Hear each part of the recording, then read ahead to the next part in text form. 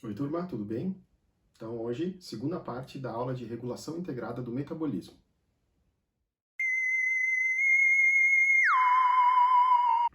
Na primeira parte da aula, a gente falou sobre 3 formas de fazer o controle do metabolismo. Hoje, a gente vai falar de mais 2 formas.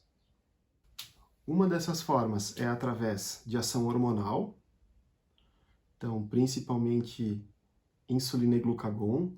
Obviamente, existem outros hormônios que também regulam, controlam o metabolismo, mas nessa aula a gente vai falar, simplificadamente, somente da insulina e do glucagon.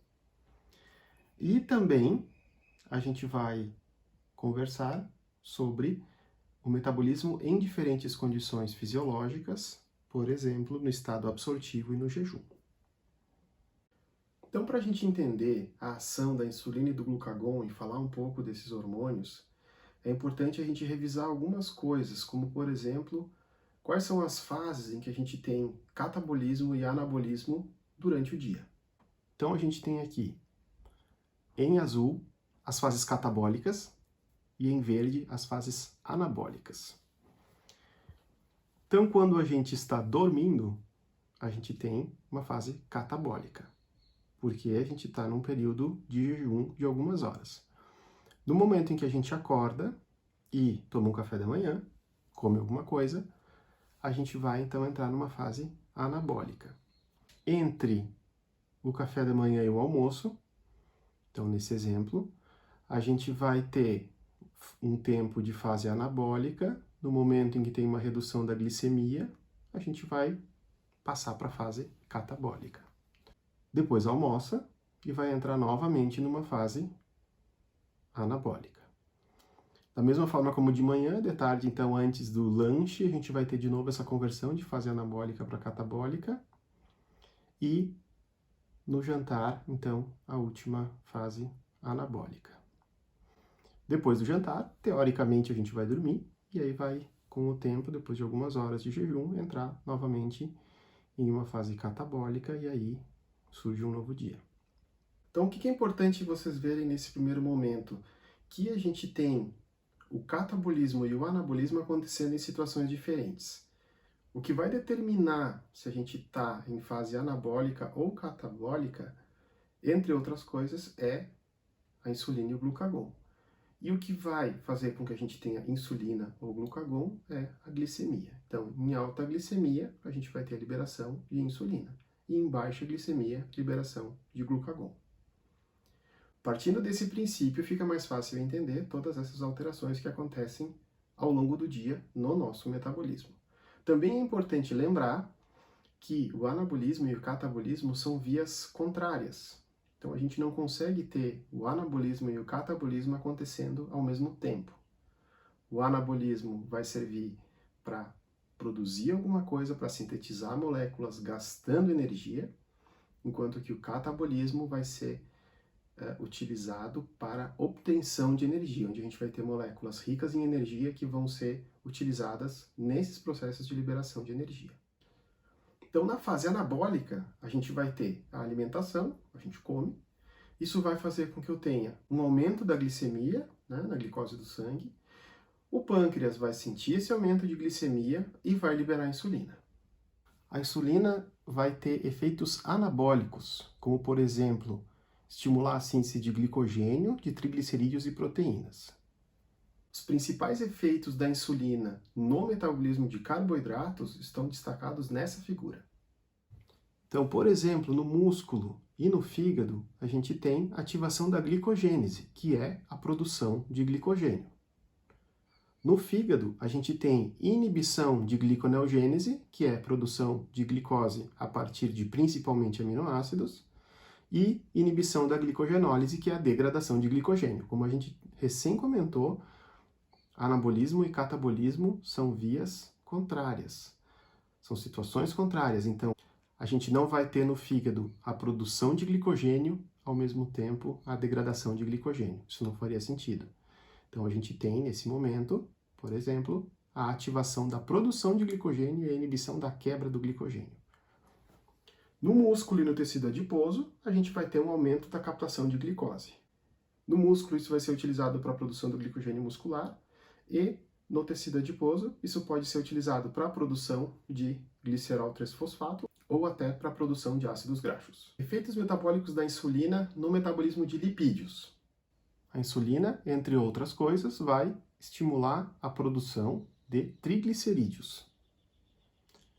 E sobre o metabolismo de aminoácidos e proteínas, a insulina vai estimular a entrada, a captação de aminoácidos nas células com o objetivo de produzir proteínas. Ou seja, resumindo, os efeitos metabólicos da insulina estão relacionados com a ativação de vias de produção, de síntese. Por exemplo, glicogênio, ácido graxo, triglicerídeo, proteínas, entre outros. Agora a fase catabólica. A fase catabólica vai acontecer quando eu tiver, por exemplo, jejum. Então, no jejum, eu vou ter uma diminuição da glicemia, porque a glicose já foi utilizada, ela foi captada e utilizada por várias células de diferentes órgãos, e essa diminuição da glicemia vai estimular o pâncreas a liberar glucagon. O glucagon é um hormônio produzido também no pâncreas, mas nas células alfa.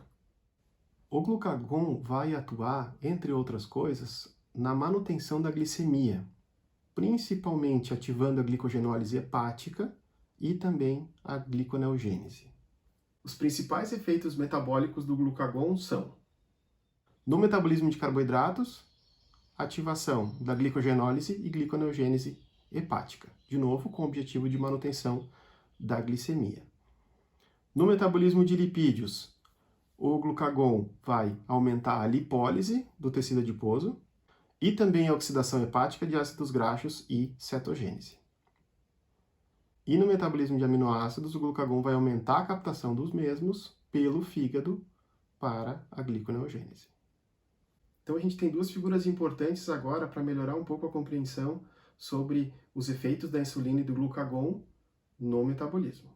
Nessa primeira figura, na curva verde, a gente tem a concentração de glicose. Então, logo após o tempo zero, que é quando a pessoa se alimentou, a gente vai ter um pico de glicemia, né? Vocês podem ver que a glicose rapidamente sobe e aí depois ela vai ter uma queda um pouco mais demorada. Por que ela tem essa queda? Porque a glicose vai ser utilizada por vários tecidos, então ela está no sangue aumentada e vai sendo utilizada por esses tecidos e, consequentemente, diminuindo no sangue. Nesse exemplo aqui, a glicose volta a níveis normais ali em torno de 3, 4 horas após a refeição. Em paralelo, no gráfico de baixo, a gente tem os hormônios, insulina e glucagon. Insulina de azul e glucagon de vermelho. Então, vocês podem notar que quase que ao mesmo tempo em que eu tenho o aumento da glicemia, eu tenho o aumento da insulina. Ou seja, quando eu tenho alta de glicemia, eu vou ter a liberação da insulina, e a insulina vai mediar várias ações importantes sobre a glicose.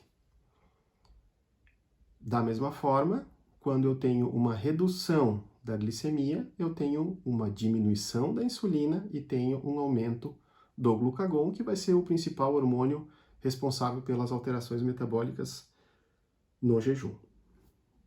Nessa outra figura, eu tenho integrado aqui, então, 5 estágios da glicose.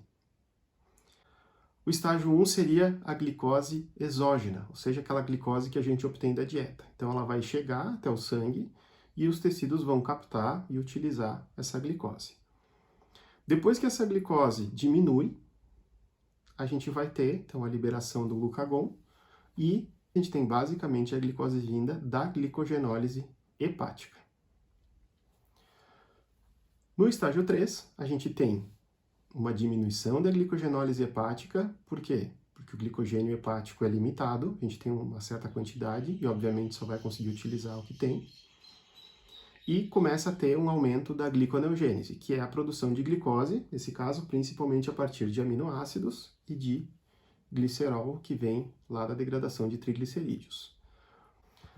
Das etapas 3 para 4, a gente vai ter ainda um aumento da gliconeogênese.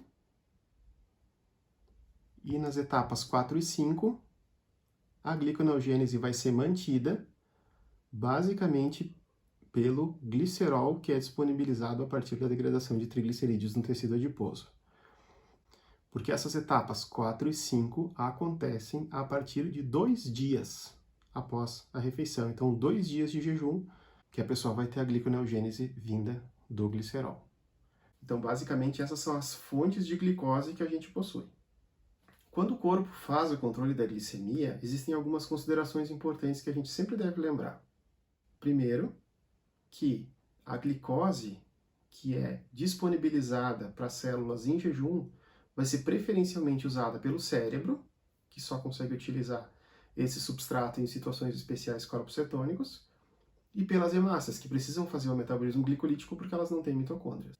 Outro detalhe muito importante que deve ser lembrado é que a gente vai sempre ter uma quantidade de proteínas que são quebradas e vão disponibilizar aminoácidos para produzir glicose. No entanto, são proteínas estruturais e existe um limite de proteínas que são disponibilizadas para isso. Depois de um certo período de jejum, essas proteínas não vão mais ser disponibilizadas. E aí a gliconeogênese vai acontecer somente a partir do glicerol, que vem da degradação de triglicerídeos. Quando a gente está em jejum prolongado, a formação de corpos cetônicos a partir do excesso de acetil-CoA, que vem da oxidação de ácidos graxos, acaba se tornando a fonte de energia mais importante. Para terminar, a gente vai falar sobre alterações metabólicas em condições fisiológicas, falando de estado absortivo e jejum. Então, no estado absortivo, a gente vai ter uma grande quantidade de glicose disponível. Essa glicose vai ser captada pelo músculo, no músculo ela pode ser convertida em glicogênio ou ela pode ser utilizada para obtenção de energia. A glicose também é captada pelo fígado, no fígado da mesma forma utilizada para a produção de glicogênio, mas também para o ciclo das pentoses, produção de NADPH, se for necessário. No fígado, a glicose também pode ser utilizada para a obtenção de energia. Excesso dessa glicose é convertido em ácido graxo, que pode ser transportado até o músculo ou até o tecido adiposo.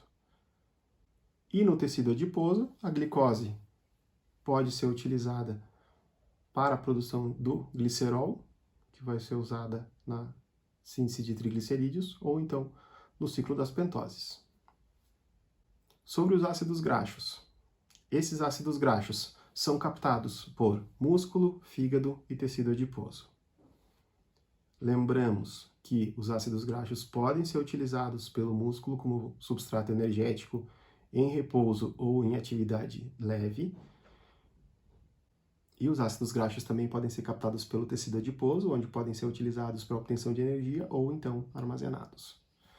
Sobre os aminoácidos, eles vão ser captados principalmente por músculo e fígado e utilizado para a produção de proteínas. Então essas são as principais vias metabólicas que estão ativadas no estado absortivo. Agora sobre o jejum. No jejum a gente pode ter duas etapas, o jejum inicial e o jejum prolongado. O tempo entre o fim do jejum inicial e o início do jejum prolongado pode variar de acordo com a quantidade de alimento que foi ingerida. Então, qual é a primeira grande diferença do jejum para o estado absortivo? Não temos mais glicose sobrando no sangue. Então, a liberação de glucagon vai acontecer pelo pâncreas. Esse glucagon vai estimular a quebra do glicogênio hepático, que vai liberar glicose principalmente para o cérebro. Esse glucagon também vai estimular a lipólise, quebrando triglicerídeos, disponibilizando ácidos graxos para obtenção de energia ou produção de corpos cetônicos no fígado, e o glicerol para a gliconeogênese também no fígado. No metabolismo muscular, um detalhe bastante importante, que o glicogênio desse tecido não vai ser utilizado na manutenção da glicemia. Ele só é utilizado quando o músculo precisa de energia. E o músculo em jejum, depois que tiver utilizado o glicogênio, vai utilizar ácidos graxos ou corpos cetônicos. No início do jejum, a gente vai ter a quebra de proteínas musculares, proteólise. E essas proteínas musculares vão liberar aminoácidos, e os aminoácidos, alguns deles, vão ser utilizados para a produção de glicose no fígado, como a gente já viu, a gliconeogênese. Como também foi comentado, e é importante ressaltar, existe um limite da utilização dessas proteínas, e depois de algum tempo, que pode variar de uma pessoa para outra, a proteólise não vai mais acontecer. Então, basicamente, o que vai diferenciar o jejum prolongado a partir desse momento é o fato de eu não ter mais gliconeogênese vinda de aminoácidos, e a gliconeogênese vai ficar somente a partir do glicerol. Valeu, muito obrigado pela atenção, até a próxima!